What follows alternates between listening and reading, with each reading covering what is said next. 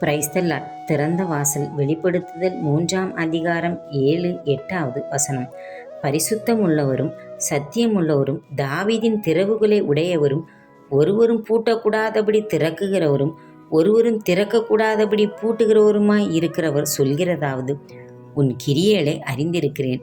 உனக்கு கொஞ்சம் பலன் இருந்தும் நீ என் நாமத்தை மறுதலியாமல் என் வசனத்தை கை கொண்டபடியினாலே இதோ திறந்த வாசலை உனக்கு முன்பாக வைத்திருக்கிறேன், அதை ஒருவனும் பூட்ட மாட்டான்.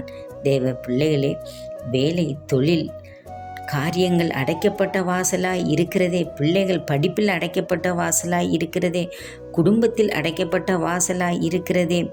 கடந்த நாட்களில் கஷ்டங்கள், வேதனைகள், துன்பங்கள், காயங்கள், தோல்விகள் எல்லாவற்றையும் நினைத்து வேதனைப்படுகிறீர்களா? தேவன் சொல்கிறார், திறந்த வாசலை வைத்திருக்கிறேன் என்று.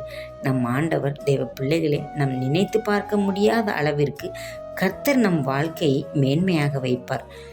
மோசேயை போன்ற தெய்வ மனிதர்கள் உண்மையுடன் வாழ்ந்து திறந்த வாசல் போன்ற ஊழிய அனுபவங்களை அதிகமாக பெற்றுக்கொண்டார்கள். நமக்கு அடைக்கப்பட்ட வாசல்கள் உடனடியாக திறக்கப்பட கர்த்தர் நமக்கு உதவி செய்வார்.